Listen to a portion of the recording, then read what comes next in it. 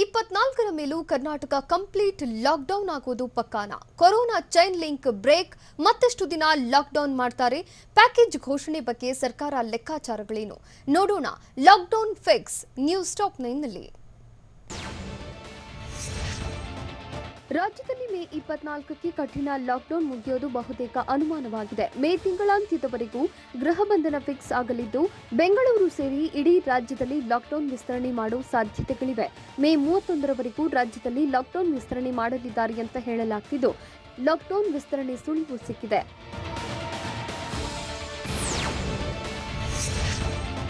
ರಾಜ್ಯದಲ್ಲಿ ಲಾಕ್ಡೌನ್ ವಿಸ್ತರಣೆ ಬಹುತೇಕ ನಿಶ್ಚಿತವಾಗಿದೆ. ಮೇ 24ರ ತನಕ ಇರುವ ಲಾಕ್ಡೌನ್ ವಿಸ್ತರಣೆ ಪಕ್ಕಾ ಎನ್ನಲಾಗಿದ್ದು, ಸರ್ಕಾರದ ಮಟ್ಟದಲ್ಲೇ ಲಾಕ್ಡೌನ್ ವಿಸ್ತರಣೆ ಬಗ್ಗೆ ಚರ್ಚೆ ನಡೆದಿದೆ. ಒಂದು ವಾರ ಲಾಕ್ಡೌನ್ ವಿಸ್ತರಿಸಿದ್ರೆ ಒಳ್ಳೆಯದು ಎಂಬ ಅಭಿಪ್ರಾಯಕ್ಕೆ ಸರ್ಕಾರ ಬಂದಿದೆ. ಈ ಬಗ್ಗೆ ಟಿವಿ9ಗೆ ರಾಜ್ಯ ಸರ್ಕಾರದ ಮೂಲಗಳಿಂದಲೇ ಮಾಹಿತಿ ಸಿಕ್ಕಿದೆ.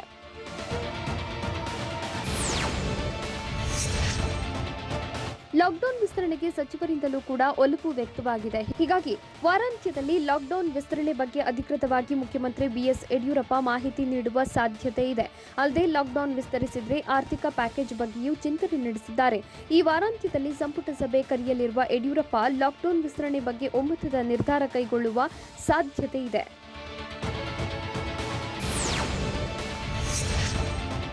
ಕೊರೋನಾ ಸೋಂಕು ನಿಯಂತ್ರಿಸುವ ಸಲುವಾಗಿ ಮತ್ತೆ ಲಾಕ್ಡೌನ್ ಮುಂದುವರಿಸುವ ಬಗ್ಗೆ ರಾಜ್ಯ ಸರ್ಕಾರ ಚಿಂತನೆ ನಡೆಸಿದೆ. ಹೀಗಾಗಿ ಜಿಲ್ಲಾಧಿಕಾರಿಗಳ ಜೊತೆಗೆ ಸಿಎಂ ಬಿಎಸ್ವೈ ಮೀಟಿಂಗ್ ನಡೆಸಲಿದ್ದು, ಸಭೆಯಲ್ಲಿ ಲಾಕ್ಡೌನ್ ಮುಂದುವರಿಕೆ ಬಗ್ಗೆ ಚರ್ಚೆ ನಡೆಸಲಿದ್ದಾರೆ. ಮತ್ತೊಮ್ಮೆ ಲಾಕ್ಡೌನ್ ಮಾಡಿದರೆ ಕೈಗೊಳ್ಳುವ ಕ್ರಮಗಳ ಬಗ್ಗೆ ಮಾಹಿತಿ ಸಂಗ್ರಹಿಸಲಿದ್ದಾರೆ. ಜಿಲ್ಲೆಗಳ ಕೊರೋನಾ ಸ್ಥಿತಿಗತಿಗಳ ಬಗ್ಗೆ ಮಾಹಿತಿ ಪಡೆದ ಬಳಿಕ ಸಿಎಂ ಬಿಎಸ್ವೈ ಲಾಕ್ಡೌನ್ ನಿರ್ಧಾರ ತಿಳಿಸುವ ಸಾಧ್ಯತೆ ಇದೆ.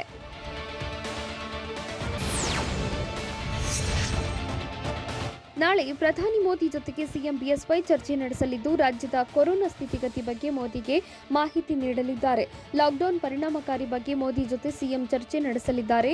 ಲಾಕ್ಡೌನ್ ಕಂಟಿನ್ಯೂಗೆ ಪ್ರಧಾನಿ ಸೂಚನೆ ನೀಡ್ತಾರಾ ಅನ್ನೋ ಕುತೂಹಲ ಮೂಡಿಸಿದ್ದು, ಲಾಕ್ಡೌನ್ ಕಂಟಿನ್ಯೂ ಬಗ್ಗೆ ಸಿಎಂ ನೀಡಲಿರೋ ಮಾಹಿತಿಯ ಆಧಾರದ ಬಳಿಕ ಲಾಕ್ಡೌನ್ ಬಗ್ಗೆ ಸಿಎಂ ಬಿಎಸ್ವೈ ಅಂತಿಮ ನಿರ್ಧಾರ ತೆಗೆದುಕೊಳ್ಳಲಿದ್ದಾರೆ.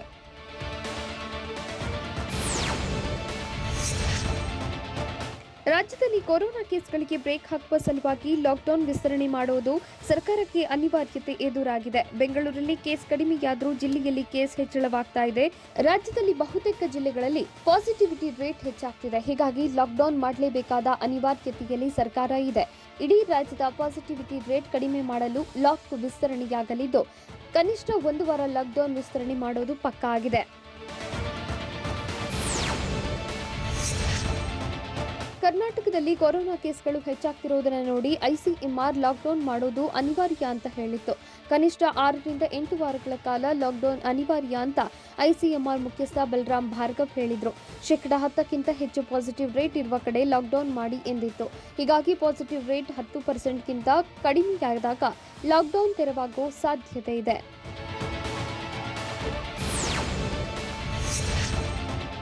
ರಾಜ್ಯದಲ್ಲಿ ಲಾಕ್ಡೌನ್ ವಿಸ್ತರಣೆ ಮಾಡಿದರೆ ರಾಜ್ಯದ ಜನರಿಗೆ ವಿಶೇಷ ಪ್ಯಾಕೇಜ್ ಘೋಷಿಸಲೇಬೇಕಾದ ಅನಿವಾರ್ಯತೆ ಇದೆ.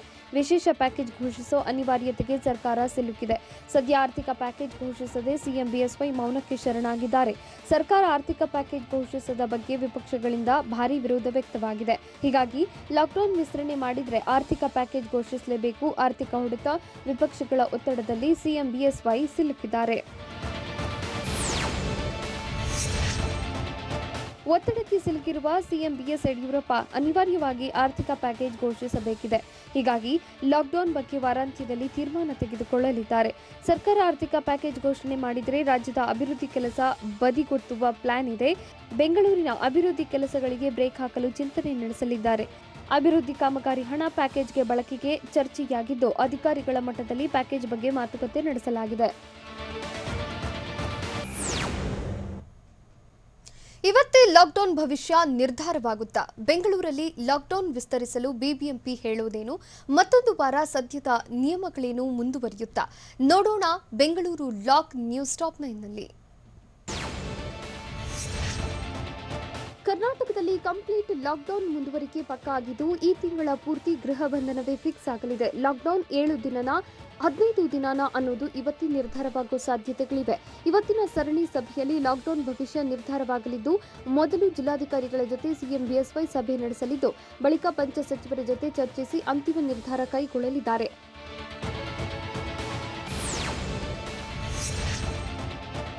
ಬೆಂಗಳೂರಿನಲ್ಲಿ ಸದ್ಯಕ್ಕೆ ಕೊರೋನಾ ನಿಧಾನಕ್ಕೆ ಇಳಿಕೆಯಾಗ್ತಿದ್ದು ಅಪಾಯ ಮಾತ್ರ ತಪ್ಪಿಲ್ಲ. ಹೀಗಾಗಿ ಬೆಂಗಳೂರು ಸೇರಿದಂತೆ ಇಡೀ ರಾಜ್ಯಕ್ಕೆ ಮೇ ಅಂತ್ಯದವರೆಗೂ ಲಾಕ್ಡೌನ್ ಅವಶ್ಯಕತೆ ಇದೆ ಅಂತ ತಜ್ಞರು ಹೇಳಿದ್ದಾರೆ. ಹೀಗಾಗಿ ಲಾಕ್ಡೌನ್ ಮುಂದುವರಿಸುವ ನಿರ್ಧಾರ ಕೈಗೊಂಡ್ರೆ ಗರಿಷ್ಠ 1 ವಾರದಿಂದ 15 ದಿನಗಳ ವಿಸ್ತರಣೆ ಸಾಧ್ಯತೆ ಇದೆ.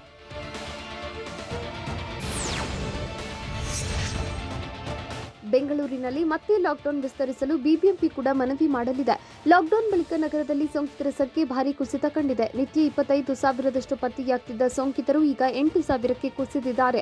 ಮೇ ಅಂತ್ಯದವರೆಗೆ ಲಾಕ್ಡೌನ್ ಮುಂದುವರಿಸಲು ಸರ್ಕಾರಕ್ಕೆ ಬಿಬಿಎಂಪಿ ಅಧಿಕಾರಿಗಳು ಮನವಿ ಮಾಡಿದ್ದಾರೆ.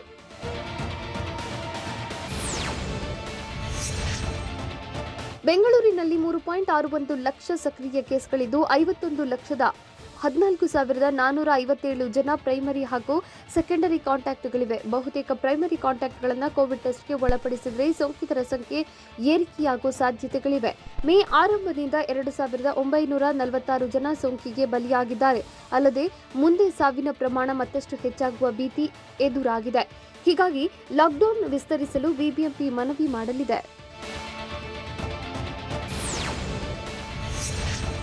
ಬೆಂಗಳೂರಿನಲ್ಲಿ ಮತ್ತಷ್ಟು ದಿನ ಬೇಗ ಬೀಳೋದು ಬಹುತೇಕ ಫಿಕ್ಸ್ ಆಗಿದೆ. ಮೇ 24ರ ನಂತರವೂ 7 ದಿನಗಳ ಕಾಲ ಲಾಕ್ಡೌನ್ ಮುಂದುವರಿಸಲು ಬಿಬಿಎಂಪಿ ಅಧಿಕಾರಿಗಳು ಮನವಿ ಮಾಡಲಿದ್ದಾರೆ. ಐಸಿಎಂಆರ್ ಹಾಗೂ ಬಿಬಿಎಂಪಿ ಕೋವಿಡ್ ಸಲಹಾ ಸಮಿತಿಯ ಮಾಹಿತಿ ಆಧಾರದ ಮೇರೆಗೆ ಸೋಂಕು ನಿಯಂತ್ರಣಕ್ಕೆ ಬರಲು ಹಾಗೂ ಚೈನ್ ಲಿಂಕ್ ಬ್ರೇಕ್ ಆಗಲು ಮೇ 24ರ ನಂತರವೂ ಲಾಕ್ಡೌನ್ ಮುಂದುವರಿಸಲು ಕೋರಲಿದ್ದಾರೆ. ಅಲ್ಲದೆ ಮೇ ಅಂತ್ಯದವರೆಗೂ ಲಾಕ್ಡೌನ್ ಮುಂದುವರಿಸಿದರೆ ಪಾಸಿಟಿವಿಟಿ ರೇಟ್ 15% ತರುವ ಭರವಸೆ ನೀಡಲಿದ್ದಾರೆ. ರಾಜ್ಯದಲ್ಲಿ ಲಾಕ್ಡೌನ್ ಮಾಡಿದ್ರೂ ಕಂಟ್ರೋಲ್ಗೆ ಬರ್ತಿಲ್ಲ. ಹೀಗಾಗಿ ಮುಖ್ಯಮಂತ್ರಿ ಬಿಎಸ್ ಯಡಿಯೂರಪ್ಪ ಎಲ್ಲಾ ಜಿಲ್ಲೆಗಳ ಜಿಲ್ಲಾಧಿಕಾರಿಗಳ ಜೊತೆ ಸಭೆ ನಡೆಸಲಿದ್ದಾರೆ. ಬೆಂಗಳೂರಿನ ಬಳಿಕ ಜಿಲ್ಲೆಯಲ್ಲಿ ಕೊರೋನಾ ನಿಯಂತ್ರಣ ತಪ್ಪಿದ್ದು ಸರ್ಕಾರಕ್ಕೆ ಲಾಕ್ಡೌನ್ ವಿಸ್ತರಣೆ ಅನಿವಾರ್ಯತೆ ಎದುರಾಗಿದೆ. ರಾಜ್ಯದ ಬಹುತೇಕ ಜಿಲ್ಲೆಗಳಲ್ಲಿ ಪಾಸಿಟಿವಿಟಿ ರೇಟ್ ಹೆಚ್ಚಾಗಿದ್ದು, ಜಿಲ್ಲೆಗಳಲ್ಲಿ ಪಾಸಿಟಿವಿಟಿ ರೇಟ್ ಕಡಿಮೆ ಮಾಡಲು ಲಾಕ್ಡೌನ್ ಪ್ಲಾನ್ನಲ್ಲಿದೆ ಸರ್ಕಾರ.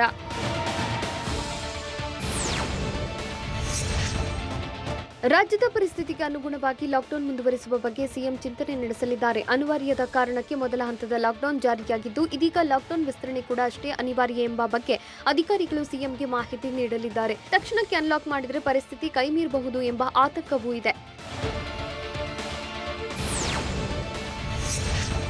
ಕೊರೋನಾ ನಿಯಂತ್ರಣಕ್ಕೆ ರಾಜ್ಯ ಸರ್ಕಾರ ಕಠಿಣ ಲಾಕ್ಡೌನ್ ಮಾಡಿದೆ. ಹೀಗಾಗಿ ಮೇ 24ರವರೆಗಿನ ನಿಯಮಗಳನ್ನೇ ಮತ್ತೆ ವಿಸ್ತರಣೆ ಮಾಡುವ ಬಗ್ಗೆ ಚಿಂತನೆ ನಡೆಸಲಾಗಿದೆ. ಪಾಸಿಟಿವಿಟಿ ರೇಟ್ ಹೆಚ್ಚಿರುವ ಜಿಲ್ಲೆಗಳಲ್ಲಿ ಅತ್ಯಂತ ಕಠಿಣ ಕ್ರಮ ಜಾರಿಯಾಗಲಿದೆ. ಬೆಂಗಳೂರನ್ನು ತೊರೆದು ಹೋದವರು ತಕ್ಷಣಕ್ಕೆ ಬೆಂಗಳೂರಿಗೆ ವಾಪಸ್ ಆಗುವ ಸಾಧ್ಯತೆ ಕಡಿಮೆ ಇದೆ. ಹೀಗಾಗಿ ಈ ಜಿಲ್ಲೆಗಳಲ್ಲಿ ಕಠಿಣ ಕ್ರಮಗಳನ್ನು ಮುಂದುವರಿಸಲು ಸರ್ಕಾರ ಪ್ಲಾನ್ ಮಾಡಿದೆ.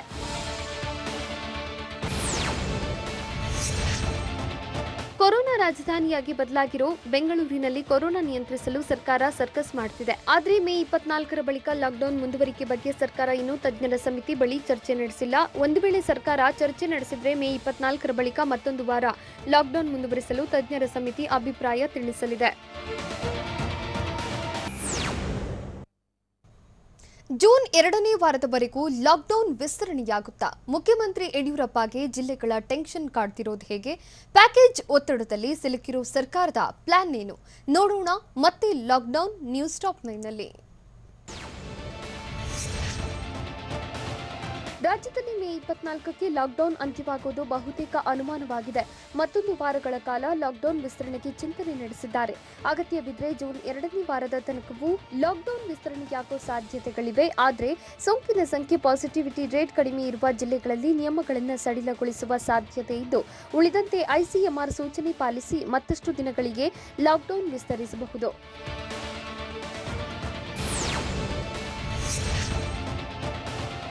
ಸದ್ಯ ಮೇ 24ರವರೆಗೆ ರಾಜ್ಯದಲ್ಲಿ ಲಾಕ್ಡೌನ್ ಇದ್ದು, ಇದರ ಪರಿಣಾಮದ ಬಗ್ಗೆ ಸಿಎಂ ಬಿಎಸ್ವೈ ಮಾಹಿತಿ ಪಡೆದುಕೊಳ್ಳಲಿದ್ದಾರೆ.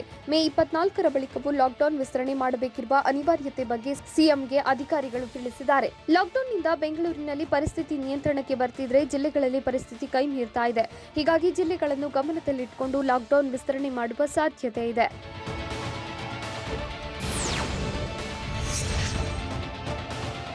ರಾಜ್ಯ ಸರ್ಕಾರ ಐಸಿಎಂಆರ್ ಸಲಹೆಯನ್ನೇ ಧಿಕ್ಕರಿಸುವ ಸಾಧ್ಯತೆಗಳು ದಟ್ಟವಾಗಿದೆ. ಕರ್ನಾಟಕದಲ್ಲಿ ಕೊರೋನಾ ಕೇಸ್ಗಳು ಹೆಚ್ಚಾಗಿರುವುದನ್ನು ನೋಡಿ ಐಸಿಎಂಆರ್ ಲಾಕ್ಡೌನ್ ಮಾಡೋದು ಅನಿವಾರ್ಯ ಅಂತ ಹೇಳಿತ್ತು. ಕನಿಷ್ಠ 6 ರಿಂದ 8 ವಾರಗಳ ಕಾಲ ಲಾಕ್ಡೌನ್ ಅನಿವಾರ್ಯ ಅಂತ ಐಸಿಎಂಆರ್ ಮುಖ್ಯಸ್ಥ ಬಲರಾಮ್ ಭಾರ್ಗವ ಹೇಳಿದ್ರು. ಆದರೆ 6 ರಿಂದ 8 ವಾರಗಳ ಬದಲಿಗೆ ಕೇವಲ 1 ವಾರ ಲಾಕ್ಡೌನ್ ಮಾಡಲು ಸರ್ಕಾರ ನಿರ್ಧಾರ ಮಾಡೋ ಸಾಧ್ಯತೆ ಇದೆ.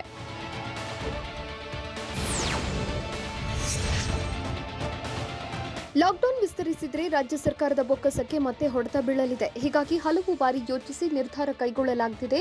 ಲಾಕ್ಡೌನ್ ಮಾಡಿದರೆ ಸರ್ಕಾರಕ್ಕೆ ಆದಾಯದ ಕೊರತೆ ಉಂಟಾಗಲಿದೆ. ಅಲ್ಲದೆ ಮುಂಬರುವ ದಿನಗಳಲ್ಲಿ ಅಭಿವೃದ್ಧಿ ಕೆಲಸಗಳನ್ನು ಕಡಿತಗೊಳಿಸಬೇಕಾಗುತ್ತೆ. ಇದೇ ಕಾರಣಕ್ಕೆ ಹಲವು ಬಾರಿ ಯೋಚಿಸಿ ಲಾಕ್ಡೌನ್ನ ನಿರ್ಧಾರಗಳನ್ನು ಕೈಗೆತ್ತಿಕೊಳ್ಳಲಾಗಿದೆ.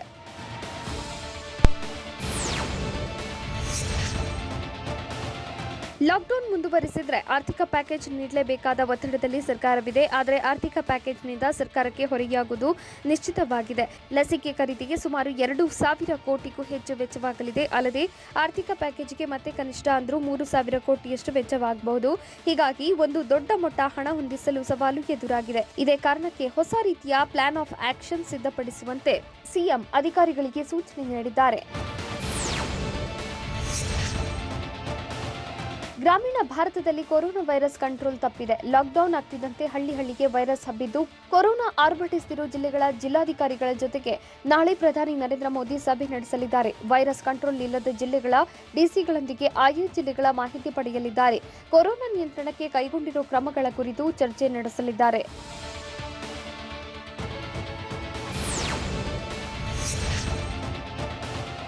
ಲಾಕ್ಡೌನ್ ಮಾಡಿದ್ರೂ ದೇಶದ ಹಲವೆಡೆ ಕೊರೋನಾ ನಿಯಂತ್ರಣಕ್ಕೆ ಬರ್ತಿಲ್ಲ. ದೇಶದ 516 ಜಿಲ್ಲೆಗಳಲ್ಲಿ ಕೊರೋನಾ ಅಬ್ಬರಿಸ್ತಾ ಇದೆ. 516 ಜಿಲ್ಲೆಗಳು ಡೇಂಜರ್ ಝೋನ್ನಲ್ಲಿದ್ದು ದೇಶದ 11 ರಾಜ್ಯಗಳಲ್ಲಿ 1 ಲಕ್ಷಕ್ಕೂ ಹೆಚ್ಚು ಸಕ್ರಿಯ ಪ್ರಕರಣಗಳಿವೆ.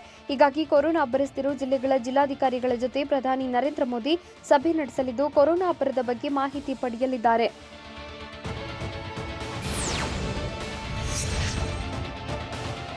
ಜಿಲ್ಲಾಧಿಕಾರಿಗಳ ಜೊತೆ ಸಭೆ ನಡೆಸಲಿರುವ ಮುಖ್ಯಮಂತ್ರಿ ಬಿಎಸ್ ಯಡಿಯೂರಪ್ಪ ಇಂದಿನ ಸಭೆಯ ನಿರ್ಧಾರದ ಬಗ್ಗೆ ನಾಳೆ ಪ್ರಧಾನಿ ನರೇಂದ್ರ ಮೋದಿ ಬಳಿ ಪ್ರಸ್ತಾಪಿಸಲಿದ್ದಾರೆ. ನಾಳಿನ ಪ್ರಧಾನಿ ಮೋದಿ ಜೊತೆ ಸಿಎಂ ಬಿಎಸ್ವೈ ಸಭೆ ನಡೆಸಲಿದ್ದು ಸಿಎಂ ಜೊತೆಗೆ 17 ಜಿಲ್ಲೆಗಳ ಜಿಲ್ಲಾಧಿಕಾರಿಗಳಿಗೂ ರಿಪೋರ್ಟ್ ಸಲ್ಲಿಸಿದ್ದಾರೆ. ರಾಜ್ಯದ ಸದ್ಯದ ಪರಿಸ್ಥಿತಿ ಬಗ್ಗೆ ಪ್ರಧಾನಿ ಮುಂದೆ ಸಿಎಂ ಡಿಸಿಗಳು ಪ್ರಸ್ತಾಪಿಸಲಿದ್ದು ಪಿಎಂ ಜೊತೆ ಸಭೆ ಬಳಿಕ ಲಾಕ್ಡೌನ್ ನಿರ್ಧಾರ ಘೋಷಣೆ ಮಾಡೋ ಸಾಧ್ಯತೆ ಇದೆ.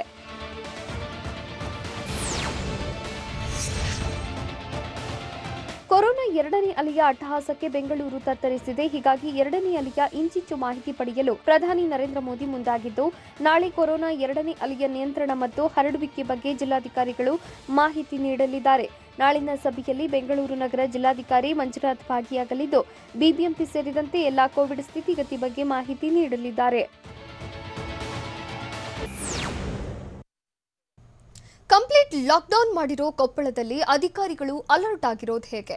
ಲಾಠಿ ಹಿಡಿದು ಸಿಟಿ ರೌಂಡ್ಸ್ ಹಾಕಿದ ಉಪವಿಭಾಗಾಧಿಕಾರಿ ಗರಂ ಆಗಿದ್ದಕ್ಕೆ ರಾಜ್ಯದ ಹಳ್ಳಿಗಳಿಗೆ ಕೊರೋನಾ ಸೋಂಕು ಹರಡಲು ರೈಲ್ವೆ ಪ್ರಯಾಣವೇ ಕಾರಣವಾಯ್ತಾ? ನೋಡೋಣ ಕೊರೋನಾ ಅಲರ್ಟ್ ನ್ಯೂಸ್ ಟಾಪ್ 9ನಲ್ಲಿ. ಕೊರೋನಾ ನಿಯಂತ್ರಿಸಲು ಕೊಪ್ಪಳದಲ್ಲಿ ಇಂದಿನಿಂದ 5 ದಿನಗಳ ಕಾಲ ಸಂಪೂರ್ಣ ಲಾಕ್ಡೌನ್ ಜಾರಿ ಮಾಡಲಾಗಿದೆ. ಕೇವಲ ಅಗತ್ಯ ವಸ್ತುಗಳಿಗೆ ಮಾತ್ರ ಅವಕಾಶ ನೀಡಿದ್ದು ನಗರದಲ್ಲಿ ವಾಹನಗಳ ಓಡಾಟ ಇಳಿಮುಖಗೊಂಡಿದೆ. ಅಲ್ಲದೆ ಅಂಗಡಿ ಮುಗ್ಗಟ್ಟುಗಳನ್ನು ಸಂಪೂರ್ಣ ಬಂದ್ ಆಗಿದೆ. ಲಾಕ್ಡೌನ್ನಿಂದ ಬೆಳಗ್ಗೆಯಿಂದಲೇ ಪೊಲೀಸರು ವಾಹನಗಳ ತಪಾಸಣೆ ಮಾಡುತ್ತಿದ್ದಾರೆ.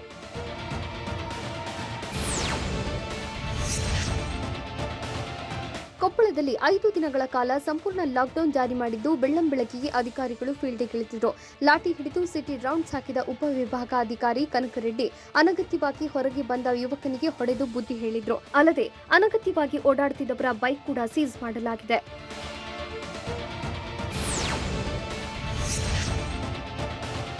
ಕೊರೋನಾ ಸೋಂಕು ಹರಡಲು ರೈಲ್ವೆ ಪ್ರಯಾಣವೇ ಕಾರಣವಾಗ್ತಿದೆ ಅನ್ನೋ ಪ್ರಶ್ನೆ ಮೂಡಿದೆ. ಲಾಕ್ಡೌನ್ ಮಧ್ಯೆ ನಿತ್ಯ ಸಾವಿರಾರು ಜನ ಕ್ರಾಂತಿವೀರ ಸಂಗೊಳ್ಳಿ ರಾಯಣ್ಣ ರೈಲ್ವೆ ನಿಲ್ದಾಣದಿಂದ ಊರುಗಳತ್ತ ಮುಖ ಮಾಡುತ್ತಿದ್ದಾರೆ. ಈ ವೇಳೆ ಕುಟುಂಬ ಸಮೇತ ನಿಲ್ದಾಣಕ್ಕೆ ಬರೋ ಜನ ಅಂತರ ಪಾಲಿಸದೆ ಗುಂಪಾಗಿ ಪ್ರಯಾಣ ಬೆಳೆಸುತ್ತಿದ್ದಾರೆ. ಸರ್ಕಾರ ರೈಲ್ವೆ ನಿಲ್ದಾಣ ಓಪನ್ ಬಿಟ್ಟಿದ್ದು ಬೆಂಗಳೂರಿನಿಂದ ಜರ್ನಿ ಮಾಡೋ ಜನ ತಮ್ಮ ಊರುಗಳಲ್ಲಿ ಸೋಂಕು ಹಬ್ಬಿಸುತ್ತಿದ್ದಾರಾ ಅನ್ನೋ ಶಂಕೆ ಎದುರಾಗಿದೆ.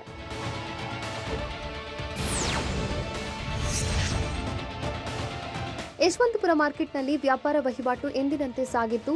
ಬೆಳಬೆಳಗ್ಗೆ ಅಗತ್ಯ ವಸ್ತುಗಳ ಖರೀದಿಗೆ ಬಂದ ಜನ ಗುಂಪಾಗಿ ಕೋವಿಡ್ ನಿಯಮ ಪಾಲಿಸದೆ ನಿರ್ಲಕ್ಷ್ಯ ವಹಿಸಿದ್ರು. ಅಲ್ಲದೆ ಹೂವು ಹಣ್ಣು ತರಕಾರಿ ದಿನಸಿ ಕೊಳ್ಳುವಾಗಲೂ ಅಂತರ ಕಾಪಾಡದೆ ಬೇಜವಾಬ್ದಾರಿ ತೋರಿದ್ರು.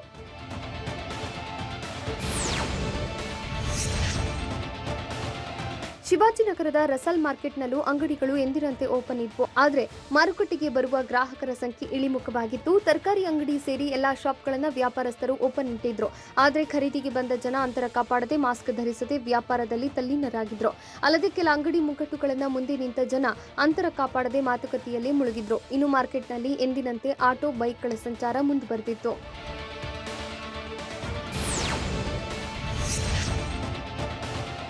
ಯಲಹಂಕದ ಪಿಯು ಕಾಲೇಜಿನ ವ್ಯಾಕ್ಸಿನ್ ಕೇಂದ್ರದ ಬಳಿ ಸಿಬ್ಬಂದಿ ಜನರ ಮಧ್ಯೆ ಮಾತಿನ ವಾಗ್ವಾದ ನಡೆದಿದೆ. ವ್ಯಾಕ್ಸಿನ್ ಪಡೆಯಲು ಬಂದ ಜನ ಟೋಕನ್ ಸಿಕ್ಕಿಲ್ಲ ಅಂತ ಸಿಬ್ಬಂದಿ ವಿರುದ್ಧ ಗಲಾಟೆ ಮಾಡಿದ್ದಾರೆ. ಸಿಬ್ಬಂದಿ ನಾವು ಬೆಳಗ್ಗೆ 4 ಗಂಟೆಗೆ ಟೋಕನ್ ಕೊಟ್ಟಿದ್ದೇವೆ ಅಂತ ಹೇಳ್ತಿದ್ದಾರೆ. ಆದರೆ ಜನ ಮಾತ್ರ ನಾವು 4:30ಕ್ಕೆ ಸೆಂಟರ್ ಬಳಿ ಬಂದಿದ್ದೇವೆ, ಆದರೂ ನಮಗೆ ಟೋಕನ್ ಸಿಕ್ಕಿಲ್ಲ, ನೀವು ನಿಮಗೆ ಬೇಕಿರೋರಿಗೆ ಟೋಕನ್ ಕೊಡ್ತಿದ್ದೀರಾ ಅಂತ ಗಲಾಟೆ ಮಾಡಿದ್ದಾರೆ.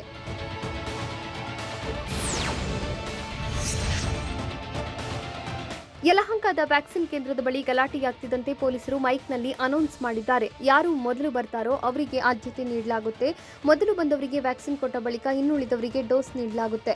ಇವಾಗ ನಿಮ್ಮ ಹೆಸರುಗಳನ್ನು ನೋಂದಣಿ ಮಾಡಿಕೊಳ್ತೀವಿ. ಒಂದು ವೇಳೆ ವ್ಯಾಕ್ಸಿನ್ ಖಾಲಿಯಾದ್ರೆ ನಾಳೆ ನಿಮಗೆ ಆದ್ಯತೆ ಕೊಡಲಾಗುತ್ತೆ ಅಂತ ಪೊಲೀಸರು ಅನೌನ್ಸ್ ಮಾಡಿದಾಗ ಜನ ಸೈಲೆಂಟ್ ಆಗಿದ್ದಾರೆ. ಈ ವೇಳೆ ಡೋಸ್ ಪಡೆಯಲು ಬಂದವರು ವ್ಯಾಕ್ಸಿನ್ ಕೇಂದ್ರದ ಒಳಗೆ ಏನೋ ನಡೀತಿದೆ, 1 ವಾರದಿಂದ ಅಲ್ಲಿದ್ರೂ ವ್ಯಾಕ್ಸಿನ್ ಸಿಕ್ತಿಲ್ಲ ಅಂತ ಆರೋಪಿಸಿದ್ದಾರೆ.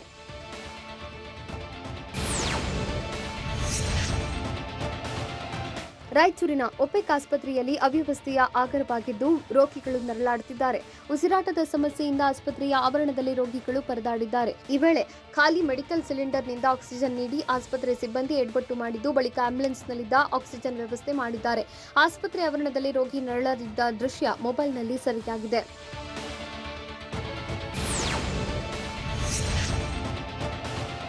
ಕೊರೋನಾ ಅಬ್ಬರಿಸುತ್ತಿದ್ದರೂ ರಾಯಚೂರಿನ ಒಪೆಕ್ ಆಸ್ಪತ್ರೆಯಲ್ಲಿ ಇನ್ನೂ ಎಚ್ಚೆತ್ತುಕೊಂಡಿಲ್ಲ. ಬೆಡ್ಗಳಿಲ್ಲದೆ ಸೋಂಕಿತರ ಜೊತೆ ರೋಗಿಗಳು ನೆಲದ ಮೇಲೆ ಎಲ್ಲೆಂದರಲ್ಲಿ ಮಲಗಿದ್ದಾರೆ. ಅಲ್ಲದೆ ವಾರ್ಡ್ನಲ್ಲಿ ಫ್ಯಾನ್ ಸಹ ಇಲ್ಲದೆ ರೋಗಿಗಳು ಪರದಾಡುತ್ತಿದ್ದು ಮನೆಗಳಿಂದ ಫ್ಯಾನ್ ತಂದು ಇಟ್ಕೊಂಡಿದ್ದಾರೆ. ಮೆಡಿಕಲ್ ಆಕ್ಸಿಜನ್ ಇಲ್ಲದೆ ಮಹಿಳೆ ನರಳಾಡುತ್ತಿದ್ದು ಆಸ್ಪತ್ರೆ ವಾರ್ಡ್ಗಳಲ್ಲೇ ತ್ಯಾಜ್ಯದ ರಾಶಿಯೇ ಬಿದ್ದಿದೆ. ಹೀಗಾಗಿ ಸಿಬ್ಬಂದಿ ಜೊತೆ ರೋಗಿಗಳು ವಾಗ್ವಾದ ನಡೆಸಿದ್ದು ಅವ್ಯವಸ್ಥೆ ವಿರುದ್ಧ ಆಕ್ರೋಶ ವ್ಯಕ್ತಪಡಿಸಿದ್ದಾರೆ. ರಾಜ್ಯದಲ್ಲಿ ಕೊರೋನಾಗೆ ಮತ್ತಷ್ಟು ಶಿಕ್ಷಕರು ಬಲಿಯಾಗಿದ್ದಾರೆ. ಸೋಂಕು ಅಬ್ಬರಿಸ್ತಾ ಇದ್ರು, ಜನರು ಮೈಮರೆತಿದ್ದು ಹೇಗೆ? ಸರ್ಕಾರದ ನಿಯಮವನ್ನೇ ಉಲ್ಲಂಘಿಸಿ ಖಾಸಗಿ ಶಾಲೆ ಕಳ್ಳಾಟ ಆಡ್ತಿರೋದು ಹೇಗೆ? ನೋಡೋಣ ಕೊರೋನಾ ಸುಳಿ ನ್ಯೂಸ್ ಟಾಪ್ 9ನಲ್ಲಿ. ಕೊರೋನಾ ಆರ್ಭಟ ದಿನೇ ದಿನೇ ಜೋರಾಗ್ತಿದ್ದು ಸಾವಿನ ಸಂಖ್ಯೆಯೂ ಏರುತ್ತಲೇ ಇದೆ. ಬಾಗಲಕೋಟೆಯಲ್ಲಿ ಕೊರೋನಾಗೆ ಮತ್ತಿಬ್ಬರು ಶಿಕ್ಷಕರು ಬಲಿಯಾಗಿದ್ದಾರೆ. ಬಿಎಂ ಪಾಟೀಲ್, ಬಿಎಚ್ ಬಾಲರೆಡ್ಡಿ ಅನ್ನೋ ಇಬ್ಬರು ಶಿಕ್ಷಕರು ಸಾವಿಗೀಡಾಗಿದ್ದಾರೆ. ಇದುವರೆಗೆ ಜಿಲ್ಲೆಯಲ್ಲಿ ಕೋವಿಡ್ 2ನೇ ಅಲೆಗೆ ಒಟ್ಟು 13 ಶಿಕ್ಷಕರು ಬಲಿಯಾಗಿದ್ದು ಮೇ 1ರಿಂದ 16ರವರೆಗೆ ಜಿಲ್ಲೆಯಲ್ಲಿ 13 ಶಿಕ್ಷಕರು ಕೋವಿಡ್ನಿಂದ ಮೃತಪಟ್ಟಿದ್ದಾರೆ.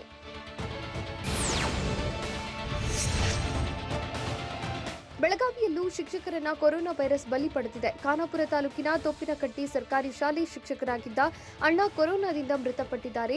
ಪಿಕೆ ಕುಂಬಾರ್ ಹಾಗೂ ನಾರಾಯಣ್ ಕುಂಬಾರ್ 2 ದಿನದ ಅಂತರದಲ್ಲಿ ಸಾವಿಗೀಡಾಗಿದ್ದಾರೆ. ಬಿಮ್ಸ್ ಆಸ್ಪತ್ರೆಯಲ್ಲಿ ಚಿಕಿತ್ಸೆ ಪಡೆಯುತ್ತಿದ್ದವರು ಚಿಕಿತ್ಸೆ ಫಲಿಸದೆ ಸಾವಿಗೀಡಾಗಿದ್ದಾರೆ.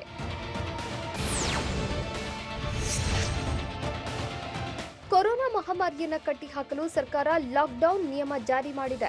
ಆದರೆ ಜನ ಮಾತ್ರ ಇನ್ನೂ ಎಚ್ಚೆತ್ತಂತೆ ಕಾಣ್ತಿಲ್ಲ. ಮಾರುಕಟ್ಟೆಗಳಲ್ಲಿ ಕೊರೋನಾವನ್ನೇ ಮರೆತಂತೆ ವರ್ತಿಸುತ್ತಿದ್ದಾರೆ. ಚಿತ್ರದುರ್ಗ ನಗರದ ಮಾರುಕಟ್ಟೆಯಲ್ಲಿ ಜನ ಕೊರೋನಾ ನಿಯಮ ಉಲ್ಲಂಘನೆ ಮಾಡಿದ್ದಾರೆ. ಜಯದೇವ ಕ್ರೀಡಾಂಗಣದಲ್ಲಿನ ತಾತ್ಕಾಲಿಕ ತರಕಾರಿ ಮಾರುಕಟ್ಟೆಗೆ ಅವಕಾಶ ಮಾಡಿಕೊಡಲಾಗಿದೆ. ಆದರೆ ತರಕಾರಿ ವ್ಯಾಪಾರಿಗಳು ಮಾಸ್ಕ್ ಇಲ್ಲದೆ ಮೈ ಮರೆತರೆ ದೈಹಿಕ ಅಂತರ ಮರೆತು ತರಕಾರಿ ಖರೀದಿಗೆ ಜನ ಮುಗಿಬಿದ್ದಿದ್ರು.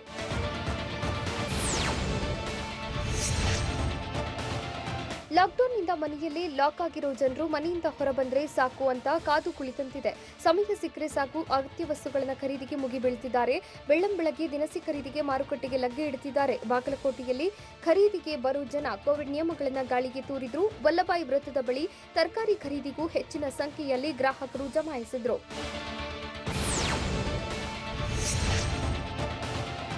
ನಗರ ಪ್ರದೇಶದ ಬಳಿಕ ಗ್ರಾಮೀಣ ಭಾಗಗಳಲ್ಲಿ ಕೊರೋನಾ ಪ್ರಕರಣಗಳು ಹೆಚ್ಚಾಗ್ತಿವೆ. ಕಲಬುರಗಿ ಜಿಲ್ಲೆಯ ಗ್ರಾಮೀಣ ಭಾಗದಲ್ಲಿ ಕೊರೋನಾ ಸೋಂಕು ಹೆಚ್ಚುತ್ತಲೇ ಇದೆ. ಸದ್ಯ ಕಲಬುರಗಿ ಜಿಲ್ಲೆಯಲ್ಲಿ 13,757 ಸಕ್ರಿಯ ಪ್ರಕರಣಗಳಿವೆ. ಈ ಪೈಕಿ 6,637 ಆಕ್ಟಿವ್ ಕೇಸ್ಗಳು ಗ್ರಾಮೀಣ ಭಾಗದಲ್ಲಿವೆ. ಬಹುತೇಕರು ಹೋಮ್ ಐಸೋಲೇಷನ್ನಲ್ಲಿದ್ದಾರೆ. ಲಾಕ್ಡೌನ್ ನಡುವೆಯೂ ಕೊಡಗು ಮಂದಿಗೆ ಕೊಂಚ ರಿಲೀಫ್ ಸಿಕ್ಕಿದೆ. ಅಗತ್ಯ ವಸ್ತುಗಳ ಖರೀದಿಗೆ ಅವಕಾಶ ಮಾಡಿಕೊಡಲಾಗಿದೆ. ವಾರದಲ್ಲಿ 3 ದಿನ ಮಾತ್ರ ಅಗತ್ಯ ವಸ್ತುಗಳ ಖರೀದಿಗೆ ಅವಕಾಶ ನೀಡಲಾಗಿದೆ. ಬೆಳಗ್ಗೆ 6 ರಿಂದ 10 ಗಂಟೆವರೆಗೆ ಮಾತ್ರ ಖರೀದಿಗೆ ಅವಕಾಶ ಸಿಕ್ಕಿದ್ದು, ಮಡಿಕೇರಿಯ ಕೆಎಸ್ಆರ್ಟಿಸಿ ನಿಲ್ದಾಣದಲ್ಲಿನ ಸಂತಿಯಲ್ಲಿ ಜನ ಅಗತ್ಯ ವಸ್ತು ಖರೀದಿಗೆ ಮುಗಿಬಿದ್ದಿದ್ರು.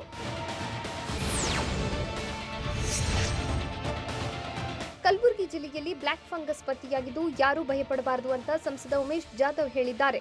ಕಲಬುರಗಿಯಲ್ಲಿ ಮಾತನಾಡಿದ ಅವರು, ನಾನೇ ಖುದ್ದಾಗಿ ಇವರಿಗೆ ಔಷಧ ತರಿಸಿದ್ದೇನೆ ಅಂತ ಹೇಳಿದ್ರು. ಸಕ್ಕರೆ ಕಾಯಿಲೆ ಇರುವ ಸೋಂಕಿತರಲ್ಲಿ ಬ್ಲಾಕ್ ಫಂಗಸ್ ಕಾಣಿಸಲಿದ್ದು, ಎಲ್ಲಾ ಕೊರೋನಾ ಸೋಂಕಿತರಿಗೆ ಬ್ಲಾಕ್ ಫಂಗಸ್ ಬರಲ್ಲ ಎಂದು ಉಮೇಶ್ ಜಾಧವ್ ಹೇಳಿದ್ರು.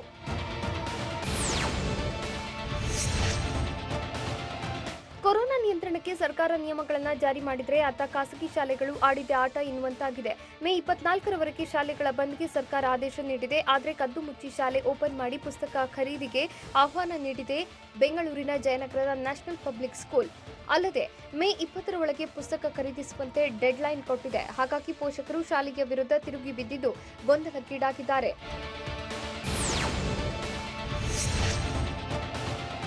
ಲಾಕ್ಡೌನ್ ಎಫೆಕ್ಟ್, ಕೊರೋನಾ ಕಾಟದ ಜೊತೆಗೆ ಪೋಷಕರಿಗೆ ಶಾಲೆಯ ಫೀಸ್ ಟಾರ್ಚರ್ ಕೂಡ ಶುರುವಾಗಿದೆ. ನ್ಯಾಷನಲ್ ಪಬ್ಲಿಕ್ ಶಾಲೆ ಮೊಂಡಾಟ ಮುಂದುವರೆದಿದ್ದು, ಫೀಸ್ ಕಟ್ಟುವಂತೆ ಪೋಷಕರಿಗೆ ಪ್ರತಿನಿತ್ಯ ಮೆಸೇಜ್ ಕಳಿಸುತ್ತಿದೆ. ಎಲ್ಕೆಜಿ ಮಗುವಿಗೆ ಮೊದಲ ಕಂತಿನಲ್ಲಿ 1 ಲಕ್ಷಕ್ಕೆ ಪಾವತಿಸಿ ಬಾಕಿ ಹಣವನ್ನ ಎರಡನೇ ಕಂತಿನಲ್ಲಿ ಪಾವತಿ ಮಾಡಬೇಕಂತೆ. ಫೀಸ್ ಕಟ್ಟಿದ ರಶೀದಿ ತೋರಿಸಿ ಪುಸ್ತಕ ಖರೀದಿಸುವಂತೆ ಸೂಚನೆ ನೀಡಲಾಗಿದೆ. ಬಿಡುಗಡೆಯಾಗಿರೋ ಡಿಆರ್ಡಿಒನ 2DG ಡ್ರಗ್ ಎಲ್ಲೆಲ್ಲಿ ಲಭ್ಯವಿದೆ? ಮಹಾರಾಷ್ಟ್ರದಲ್ಲಿ ಕೊರೋನಾ ಬರೆದ ಮತ್ತೊಂದು ದಾಖಲೆ ಏನು? ದೇಶದಲ್ಲಿ ಹೆಚ್ಚಿನ ಲಸಿಕೆ ವ್ಯರ್ಥ ಮಾಡಿರೋದು ಎಲ್ಲಿ? ನೋಡೋಣ ಕೊರೋನಾ ನ್ಯಾಷನಲ್ ನ್ಯೂಸ್ ಟಾಪ್ 9ನಲ್ಲಿ. ಡಿಆರ್ಡಿಒ ಸಂಶೋಧನೆ ನಡೆಸಿ ಅಭಿವೃದ್ಧಿಪಡಿಸಿರುವ 2DG ಡ್ರಗ್ ಅನ್ನು ಕೇಂದ್ರದ ರಕ್ಷಣಾ ಸಚಿವ ರಾಜನಾಥ್ ಸಿಂಗ್ ಬಿಡುಗಡೆ ಮಾಡಿದ್ದಾರೆ. ಈ ಡ್ರಗ್ಸ್ ಬಳಕೆಯಿಂದ ಕೊರೋನಾ ಸೋಂಕಿತರ ಮೆಡಿಕಲ್ ಆಕ್ಸಿಜನ್ ಮೇಲಿನ ಅವಲಂಬನೆ 42% ಕಡಿಮೆಯಾಗಲಿದೆ. ಇನ್ನು 10,000 ಸ್ಯಾಚೆಟ್ಸ್ಗಳನ್ನು ದೆಹಲಿಯ ಆಸ್ಪತ್ರೆಗಳ ಮೂಲಕ ಕೊರೋನಾ ರೋಗಿಗಳಿಗೆ ನೀಡಲಾಗುತ್ತೆ. ಹೈದರಾಬಾದ್ನ ಡಾಕ್ಟರ್ ರೆಡ್ಡೀಸ್ ಲ್ಯಾಬೊರೇಟರಿ ಜೊತೆಗೂಡಿ ಡಿಆರ್ಡಿಒ ಈ 2DG ಡ್ರಗ್ಸ್ ಅಭಿವೃದ್ಧಿಪಡಿಸಿದೆ.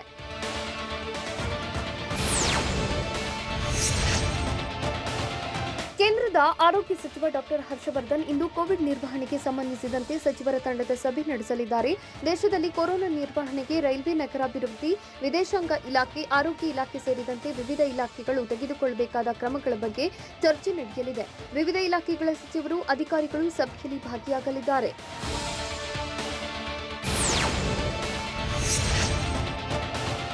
ಪ್ರಧಾನಿ ನರೇಂದ್ರ ಮೋದಿ ನಾಳೆ ದೇಶದಲ್ಲಿ ಕೊರೋನಾ ಕೇಸ್ ಹೆಚ್ಚಾಗಿರುವ 46 ಜಿಲ್ಲೆಗಳ ಜಿಲ್ಲಾಧಿಕಾರಿಗಳು, ಸಿಎಂಗಳ ಜೊತೆ ವಿಡಿಯೋ ಕಾನ್ಫರೆನ್ಸ್ ಮೂಲಕ ಮಾತುಕತೆ ನಡೆಸಲಿದ್ದಾರೆ. ಈ ಜಿಲ್ಲೆಗಳಲ್ಲಿ ಕೊರೋನಾ ನಿಯಂತ್ರಣಕ್ಕೆ ಸ್ಥಳೀಯವಾಗಿ ಕಂಟೈನ್ಮೆಂಟ್ ಕಾರ್ಯತಂತ್ರವನ್ನೇ ಕಟ್ಟುನಿಟ್ಟಾಗಿ ಜಾರಿಗೊಳಿಸಬೇಕೆಂದು ಸೂಚಿಸುವ ಸಾಧ್ಯತೆ ಇದೆ. ಕರ್ನಾಟಕದ 17 ಜಿಲ್ಲೆಗಳ ಜಿಲ್ಲಾಧಿಕಾರಿಗಳ ಜೊತೆಗೆ ನಾಳೆ ಬೆಳಗ್ಗೆ 11 ಗಂಟೆಗೆ ಪ್ರಧಾನಿ ಮೋದಿ ಮಾತುಕತೆ ನಡೆಯಲಿದೆ.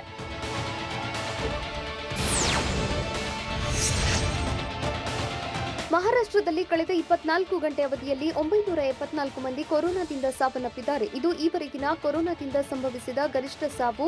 ಮಹಾರಾಷ್ಟ್ರದಲ್ಲಿ ಕಳೆದ 24 ಗಂಟೆ ಅವಧಿಯಲ್ಲಿ 34,389 ಮಂದಿಗೆ ಕೊರೋನಾ ಸೋಂಕು ತಗುಲಿರುವುದು ದೃಢಪಟ್ಟಿದೆ. ಮುಂಬೈನಲ್ಲಿ 1,544 ಮಂದಿಗೆ ಕೊರೋನಾ ಸೋಂಕು ತಗುಲಿದೆ.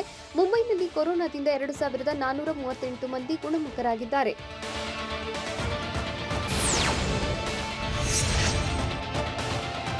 ದೆಹಲಿ, ಹರಿಯಾಣ, ಪಂಜಾಬ್ ರಾಜ್ಯಗಳಲ್ಲಿ ಲಾಕ್ಡೌನ್ ಮುಂದುವರಿಸಲು ತೀರ್ಮಾನ ಕೈಗೊಳ್ಳಲಾಗಿದೆ. ದೆಹಲಿ, ಹರಿಯಾಣದಲ್ಲಿ ಮೇ 24ರವರೆಗೆ ಲಾಕ್ಡೌನ್ ಮುಂದುವರಿಯಲಿದೆ. ಪಂಜಾಬ್ನಲ್ಲಿ ಮೇ 31ರವರೆಗೆ ಲಾಕ್ಡೌನ್ ಮುಂದುವರಿಯಲಿದೆ.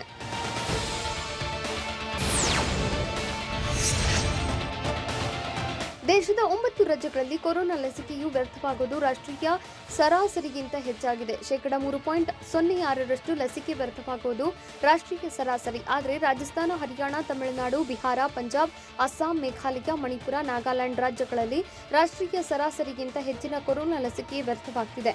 ಇದನ್ನು ತಡೆಗಟ್ಟಬೇಕು ಎಂದು ಕೇಂದ್ರ ಸರ್ಕಾರ ರಾಜ್ಯಗಳಿಗೆ ಸೂಚಿಸಿದೆ.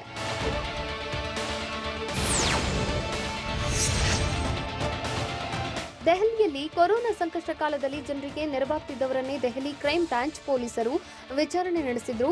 ಯುವ ಕಾಂಗ್ರೆಸ್ ರಾಷ್ಟ್ರೀಯ ಅಧ್ಯಕ್ಷ ಬಿವಿ ಶ್ರೀನಿವಾಸ್ ಆಪ್ ಪಕ್ಷದ ದಿಲೀಪ್ ಪಾಂಡೆರನ್ನ ವಿಚಾರಣೆ ನಡೆಸಿದ್ರು. ಆದರೆ ಬಿವಿ ಶ್ರೀನಿವಾಸ್, ಗೌತಮ್ ಗಂಭೀರ್ ಜನರಿಗೆ ಸಹಾಯ ಮಾಡಿದ್ದಾರೆ. ಇವರು ಅಗತ್ಯ ಔಷಧಿ, ಮೆಡಿಕಲ್ ಆಕ್ಸಿಜನ್ ಅಕ್ರಮ ದಾಸ್ತಾನು ಮಾಡಿದ್ದಾರೆ ಎನ್ನುವುದು ಯಾವುದೇ ಸಾಕ್ಷ್ಯ ಇಲ್ಲ ಎಂದು ದೆಹಲಿ ಪೊಲೀಸರು ದೆಹಲಿ ಹೈಕೋರ್ಟ್ಗೆ ವರದಿ ಸಲ್ಲಿಸಿದ್ದಾರೆ.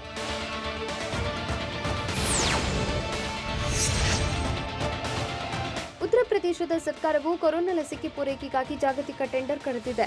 ಫೈಜರ್, ಮಾಡರ್ನಾ ಕಂಪನಿಗಳು ಜಾಗತಿಕ ಟೆಂಡರ್ನಲ್ಲಿ ಭಾಗವಹಿಸಬಹುದು.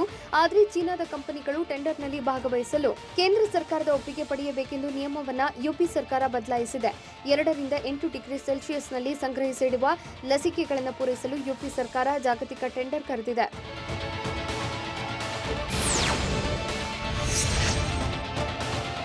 ಭಾರತದಲ್ಲಿ ಪತ್ತೆಯಾಗಿರುವ B1617 ಪ್ರಭೇದದ ವೈರಸ್ ಹಾಗೂ ಇಂಗ್ಲೆಂಡ್ ರೂಪಾಂತರಿ ವೈರಸ್ ವಿರುದ್ಧ ಭಾರತ್ ಬಯೋಟೆಕ್ ಕಂಪನಿಯ ಕೋವ್ಯಾಕ್ಸಿನ್ ಪರಿಣಾಮಕಾರಿ ಎಂದು ಭಾರತ್ ಬಯೋಟೆಕ್ ಕಂಪನಿಗೆ ಹೇಳಿದೆ. ವಿಶ್ವ ಆರೋಗ್ಯ ಸಂಸ್ಥೆಯು ಕೂಡ ಕೋವ್ಯಾಕ್ಸಿನ್ ಲಸಿಕೆಯು ರೂಪಾಂತರಿ ಕೊರೋನಾ ವೈರಸ್ ವಿರುದ್ಧ ಪರಿಣಾಮಕಾರಿ ಎಂದು ಹೇಳಿದೆ.